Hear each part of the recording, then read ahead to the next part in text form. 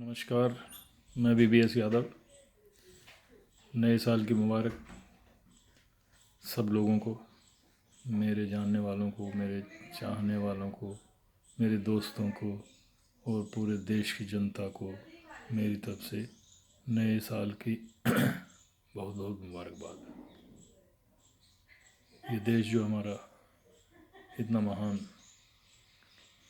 प्रजातंत्र है, विश्व का सबसे बड़ा प्रजातंत्र है ये भारत। इतनी बड़ी डेमोक्रेसी, इस बात की इज्जत पूरे विश्व में है कि इतनी बड़ी डेमोक्रेटिक कंट्री है, लेकिन इतनी बड़ी डेमोक्रेसी को तानाशाही में ज़बरदस्ती तब्दील किया जा रहा है। और आने वाले वर्ष 2023 स्टार्ट हो गया, आज 1 तारीख। आने वाले वर्षों में इस देश की जनता का, इस देश का हर नागरिक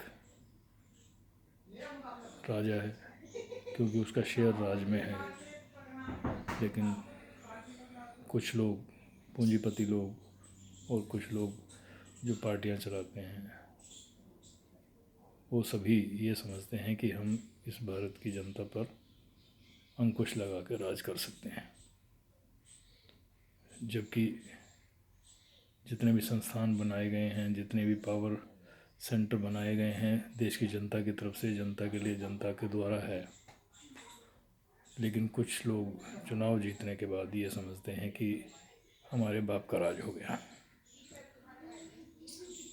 वो लोग इस तरह से बिहेव करते हैं कि जनता को हम आटा बांट रहे हैं, जनता को हम बिजली दे रहे हैं फ्री, जनता को हम पानी दे रहे हैं फ्री।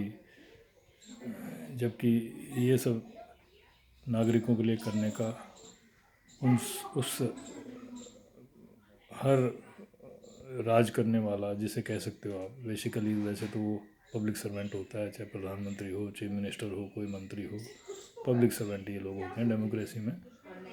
उनका जनता का हक है और जनता का ये हक जनता द्वारा ही चुनाव करने के बाद उन प्रतिनिधियों को दिया जाता है कि भाई आप ज़्यादा से ज़्यादा पब्लिक का ध्यान रखें, उसकी गरीबी दूर करें, उसको सुविधाएं दें, उसको अच्छा जीवन दें, अच्छा जीवन बनाएं। लेकिन चुटकुलेबाजी के अलावा ये पार्टियां कुछ करती नहीं।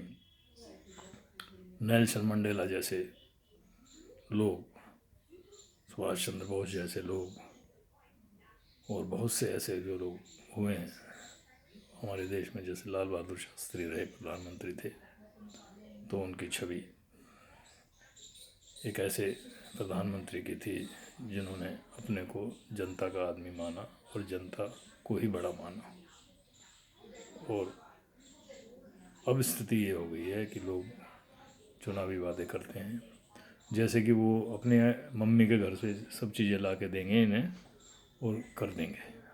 अरे जनता का राज है, जनता के द्वारा है, जनता के लिए है, तो भाई जनता के ही संसाधनों से तुम कुछ करके दोगे ना। जनता पे या तो टैक्स लगाओगे, उसकी मुसीबत पैदा करोगे, और उसको फिर तुम उन चीज़ों को कहते हो जी फलां ने कराया, ढिमका ने कराया, उन्होंने रोड बनवाए, उन्होंने फलां कर दिया, उन्होंने ये कर दिया, उन्होंने वो कर दिया। ये सब हक है पब्लिक का। पब्लिक अपने हक मांगती है क्योंकि वो आपको बिठाती है चौकीदार की तरह कि भाई आप नियुक्त हो जाओ, अब हमारा काम करो।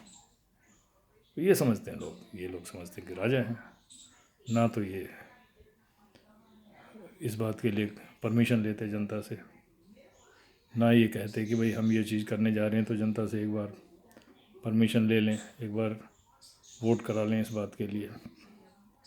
तो सब अपनी मर्ज़ी से करते हैं। एक बार जीत गए जी, बहुमत में आ गए, बहुमत में आने के बाद ये कहते हैं कि भाई अब तो हमारी चलेगी, हमें बहुमत में 5 साल के लिए जनता ने कर दिया। लेकिन जनता का हक है बीच में पूछने का कि आप ठीक कर रहे हो या गलत कर रहे हो। बड़ी चीज़ों के फैसले करने में जनता का रेफरेंडम हमेशा करा लेना चाहिए, ये बहुत ज़रूरी है। सभी बड़ी कंट्रीज़ में, अमेरिका में और ऐसी कंट्री जो डेमोक्रेटिक हैं, यूरोप में बहुत सी कंट्री हैं डेमोक्रेटिक, वो सब ये करती हैं। रेफरेंडम कराना ज़रूरी है जनता का। उससे ये पता लगता है कि भाई पब्लिक क्या चाहती है, और पब्लिक कभी भी गद्दी से उतार देती है, उतार सकती है। आप झूठ ढकोसले की बातें करके पब्लिक को भ्रमित नहीं कर सकते। जो मेन मुद्दे हैं, महंगाई, भ्रष्टाचार और बेरोजगारी, उनको छोड़कर दूसरी बातों में बिजी करके जनता को बेवकूफ़ बनाने का काम आप नहीं कर सकते, कोई भी पार्टी हो। मैं समझता हूँ कि जो बड़ी नेशनल पार्टियाँ हैं, अब जैसे आजकल कांग्रेस की तरफ से राहुल गांधी यात्रा कर रहे हैं, खड़गे को अध्यक्ष बना दिया गया है, सारा जितना भी काम हुआ है वो कांग्रेस के गांधी परिवार की तरफ से हुआ है, ये सबको पता है। खड़गे जो बनाया गया है वो डेमोक्रेसी का वाला मामला नहीं है। वो तो इन लोगों ने, इनके सभी लोगों ने, एक कोटरी इनकी जो बनी हुई है सोनिया गांधी और इन सब की, राहुल गांधी की, उन्होंने ये डिसाइड किया है कि भाई खड़गे को बनाया जाए। उसमें आम कार्यकर्ता का तो कोई पूछने वाला है ही नहीं। आम कार्यकर्ता जो जुड़ा हुआ है वो भारत तो नहीं जुड़ा हुआ उसमें सारा। उसमें ये तो है नहीं कि भाई आपने सारे 140 करोड़ लोगों से पूछ लिया कि भाई कौन अध्यक्ष बनाया जाना चाहिए। जो वर्कर हैं, वो जो चमचे होंगे वही वर्कर होंगे। वर्कर कितने हैं ये देखना पड़ेगा। उन वर्करों ने हमेशा गांधी परिवार की माननी है, तो डेमोक्रेसी यहाँ है ही नहीं। यही बात और दलों में है। ममता बनर्जी के यहाँ ममता बनर्जी के परिवार की चलती है, अखिलेश के यहाँ अखिलेश के परिवार की चलती है, लालू की पार्टी में लालू के परिवार की चलती है। सिर्फ एक नीतीश कुमार की पार्टी जो है वो थोड़ी डेमोक्रेटिक है, लेकिन वहाँ भी नीतीश कुमार बड़े लीडर हैं। इसी तरह से आपके तेलंगाना में मुख्यमंत्री हैं, उन्होंने तेलंगाना बनवाने में बहुत ही बड़ी भूमिका निभाई है, लेकिन परिवार की उनकी भी वहाँ चलती है। ममता बनर्जी के में उनके परिवार की चलती है। बीजेपी में आरएसएस की चलती है। तो बीजेपी में जो बीजेपी का आरएसएस का जो एजेंडा है देश में, डिवाइड एंड रूल का एजेंडा है।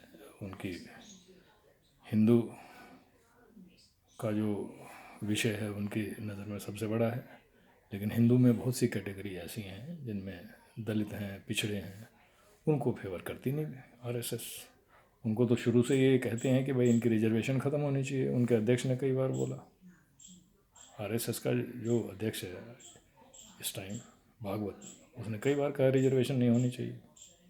रिजर्वेशन इसलिए दी गई थी कि भाई जो स्तर पिछड़ी जातियों में नौकरियों का है, शिक्षा का है, वो बहुत ही नीचे है। उसको ठीक करने के लिए कि भाई कुछ लोग तो ऐसे हैं जो 90% अपर कास्ट के लोग हैं, उनके 90% लोगों की नौकरियां लगी हुई हैं, शिक्षित हैं, शहरों में रहते हैं, लेकिन ग्रामीण आदमी जो देश के, जिनके बच्चे सेना में भर्ती होते हैं, पुलिस में भर्ती होते हैं, वो लोग ओबीसी के लोग हैं।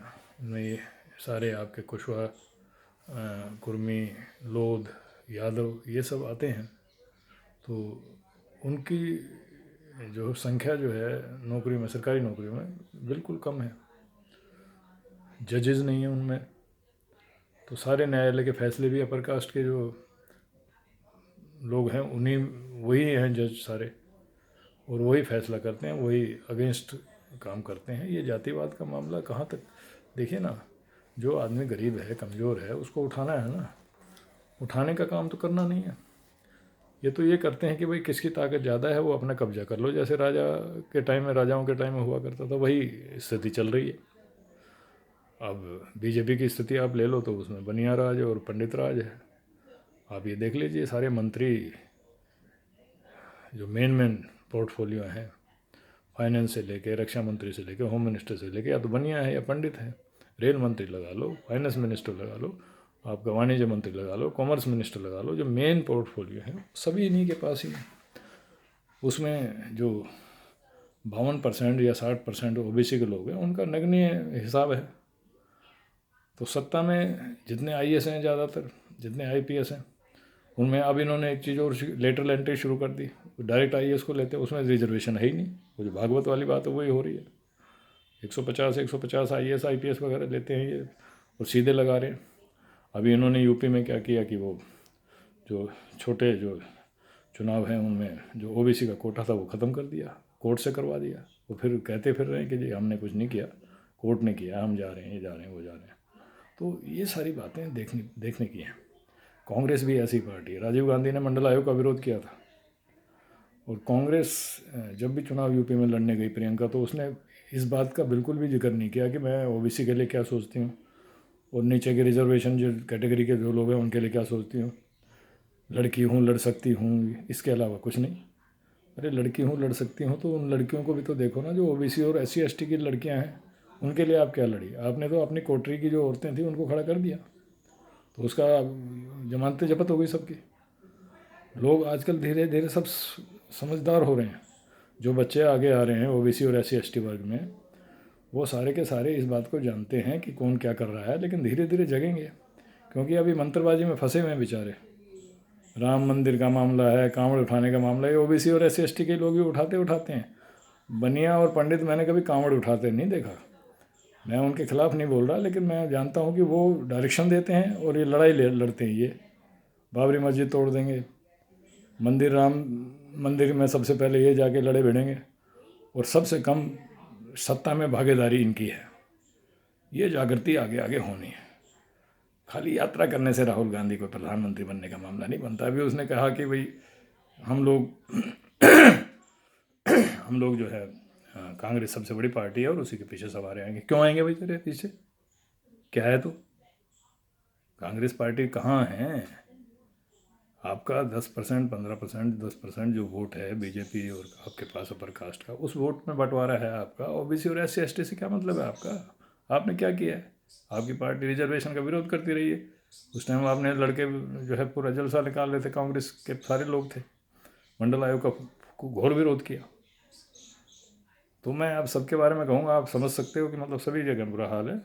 नई जागृति की ज़रूरत है। इसमें से इन वर्गों में से लोग आएंगे, बच्चे आएंगे। अब घूम फिर के सारा मामला ये हो जाता है कि लालू यादव कांग्रेस का सपोर्ट करने लग जाता है, मुलायम सिंह यादव बीजेपी से सपोर्ट लेने जाता है, प्रधानमंत्री मोदी ही बनेंगे। तो ये जो नेता हैं पुराने बने हैं, इनके अपने बच्चों को उन्होंने नेता बना दिया। इसके बारे में भी सोचना चाहिए ओबीसी वर्ग को और SC ST वर्ग को। मायावती ने बीजेपी की सपोर्ट करी है अपने धन को बचाने के लिए, तो इसके बारे में भी सोचना चाहिए। SC ST के लोगों को, जाटों को सोचना चाहिए, यादवों को, कुर्मियों को, कुशवाहों को सब सोचना चाहिए। इनको मिलकर चलना पड़ेगा, तभी देश में ये इन लोगों को सत्ता इनको सौंपी जानी चाहिए। इन गरीबों को सत्ता सौंपोगे तो तभी तो। जजेस सारे के सारे पंडित या बनिए हैं, अपर कास्ट के हैं, और आपके जितने भी प्रशासन में हैं वो सारे यही लोग हैं। तो इन सब बातों को देखते हुए मुझे लगता है नई लीडरशिप की देश में ज़रूरत है। राम मनोहर लोहिया का कहना था कि पिछड़ा वर्ग जो है वही शासक है। 52% से 60% जो वर्ग है, किसी कंपनी का भी शेयर होल्डर अगर 52 और 60% हो तो कंपनी उसके नाम होती है। तो देश इन लोगों के नाम है, इन गरीबों के नाम है। सत्ता 10% लोग मज़े ले रहे हैं और फिर कहते हैं कि जी हम ये कर देंगे, हम वो कर देंगे। और हमारा जो इस तरह के दिन भर झूठ बोलना और इस तरह की बातें करना है, तो कहीं बुलडोजर राज बना रखा है, कहीं पे ठोक देंगे बना रखा है, कहीं पे कुछ और बना रखा है। अवसरवादी लोग चीफ मिनिस्टर बन जाते हैं इनके, हैं। यही हाल उसका राहुल गांधी का। अब देखो उसकी असलियत सामने आ गई राहुल गांधी की। वो ये कह रहे हैं कि भाई कांग्रेस का ही नेतृत्व रहेगा। क्यों रहेगा भाई कांग्रेस का नेतृत्व? क्या है तुम्हारे पास? तुम क्या क्या दोगे? क्यों नेतृत्व आपका रहेगा? वो तो चुनाव बताएगा कौन क्या कहेगा। क्या पता दोबारा से दोबारा बीजेपी आ जाए। अगर ये सारे क्षेत्रीय पार्टियाँ अगर दम लगा के लड़ती हैं तो हैं तो सारे अपने सुख भोग रहे हैं ये लोग। कोई भी हो, ममता बनर्जी हो, तेलंगाना में हो, उड़ीसा वाला हो, और कोई भी हो, मतलब जितने भी हैं आपके कर्नाटक में हैं, यही आपका तमिलनाडु में है, केरला में है, ये सब जब गोटियां फेंकते हैं, आपस में सेटिंग करते हैं, ऊपर ऊपर कर लेते हैं। जैसे आज़ादी के बाद जवाहरलाल नेहरू और इन्होंने, पटेल ने और गांधी ने मिलके फैसला कर लिया और ये कह दिया, अंग्रेज़ों ने इनको पावर ट्रांसफ़र करी, क्योंकि यही पढ़े लिखे थे, बैरिस्टर थे, सत्ता में यही थे, जनता बहुत गरीब थी। राजाओं का राज था, 565 राजाओं की जो है छीनी गई गद्दी, तो यही थे पढ़े लिखे। इन्होंने सत्ता ट्रांसफ़र करी, इन्होंने देश बंटवाने पे एग्री हो गए। गांधी ने ये कहा कि मेरी लाश पे पाकिस्तान बनेगा, लेकिन फिर पाकिस्तान बना भी। तो बहुत सी बातें हैं, बहुत सी चीज़ें हैं। सुभाष चंद्र बोस को फंसवा दिया गया इन सब लोगों ने, भगत सिंह को फांसी पे लटकवाया इन सब लोगों ने, और चंद्रशेखर आज़ाद बहुत से क्रांतिकारियों को मरवाया, क्योंकि इनको ईगो थी कि भाई हमारे से आगे ये ना निकल जाए। जो क्रांतिकारी होता है, जो अपना देश को प्यार करता है, भगत सिंह जैसा कोई लड़का, उसको दबा के उसको मरवा दिया जाए है। तो सुभाष चंद्र बोस को पीड़ित किया इन्होंने, वो अध्यक्ष बने तो गांधी ने इसका बुरा मनाया। तो तुम्हारे बाप की चलेगी हमेशा क्या यार? देश तो ऐसे लोगों को ढूंढता है जो देश को प्यार करते हैं। चंद्रशेखर आज़ाद, उधम सिंह, भगत सिंह और आपके सुभाष जैसे लोग। तो मैं एक बात कहना चाहता हूँ, राजनीति में सारा भ्रष्टाचार टॉप पे हो गया है। ये सब लोग भ्रष्टाचारी है, इनके पास बहुत धन जमा हो गया है। ये चुनाव लड़ाते हैं, एक मशीनरी हो गई है, ना कि डेमोक्रेसी है। ये मशीनें हैं, ये मशीनें हैं। ये जीतने के लिए सौ प्रयास करते हैं। जब इनकी कुछ नहीं चलती तो ये यात्राएं शुरू कर देते हैं, उधर कोई और गप्पबाजी शुरू कर देते हैं, उधर कोई और गप्पबाजी शुरू कर देते हैं। तो घूम फिर के अपना जो है कोई मशीनों पे कब्जा, कोई जो है डिपार्टमेंट जितने हैं, चुनाव आयोग और ये सारे जितने भी हैं, CBI और ये आपके ED वगैरह पे कब्जा करके भी। आपने इंदिरा गांधी थी और थे तो उनका निरंकुश शासन रहा। ये आए हैं तो इनका शासन निरंकुश है। तो सत्ता निरंकुश होती है। ये राजा है, नए राजा हैं। तो जनता को ये समझना होगा कि डेमोक्रेसी क्या चीज़ है। आपका राज है, लेकिन आपका राज आपके द्वारा नहीं हो रहा। जनता के लिए, जनता का राज जनता के द्वारा नहीं हो रहा।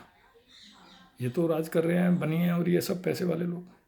तो इस सब चीज़ों को हमें समझना होगा। आज के लिए इतना ही।